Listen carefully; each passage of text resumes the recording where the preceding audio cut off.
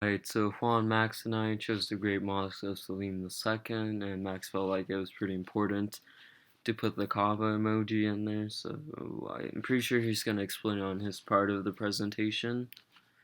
So, the mosque itself is bigger than the Hagia Sophia. It was built by the imperial architect Mimar Sinan between 1568 and 1575. The interior is not the same, obviously, because as things could only have to be rebuilt and restored by professionals, and obviously it's been painted over time. Just to give some vocabs, two words I don't know how to pronounce, but I'll try my best.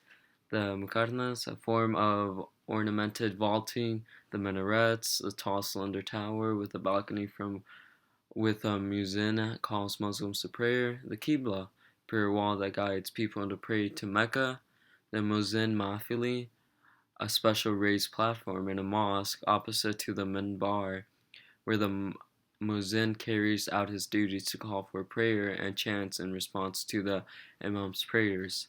The minbar, a pulpit in the mosque where the imam stands to deliver sermons, or in the husaniya, where the speaker sits and lectures the congregation.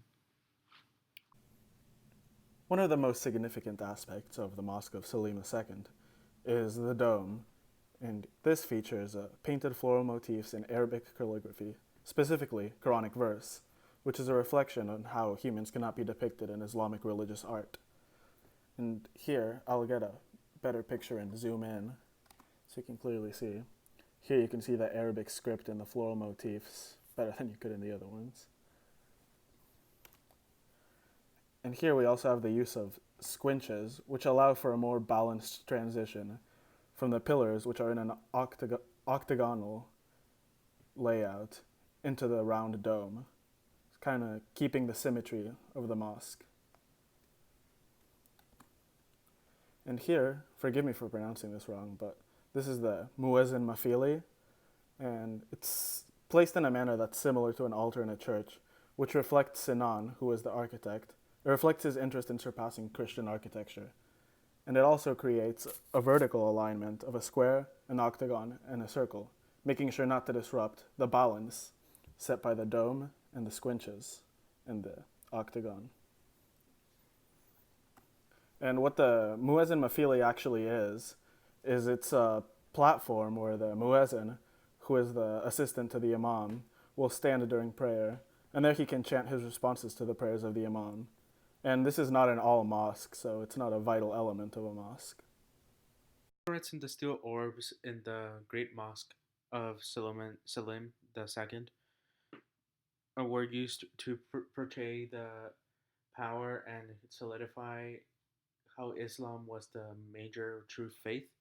The minarets were used by the Musin in the Salat to call people to pray into prayers 5 times a day, which is one of the pillars of Islam. The orbs hanging inside the building were used to portray military campaigns and also solidify power around how Islam is the dominant faith. The stained glass inside the mosque are used to portray images without humans, since humans are not allowed to be inside of religious spaces in Islamic faith. They're used to depict Arabic script or scripts from the Quran, and also flowers or various patterns.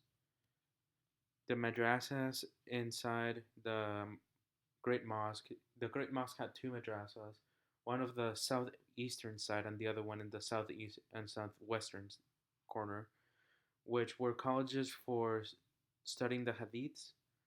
The hadiths are recorded tradition of Muhammad, the founder of the and the main proper prophet of Islam.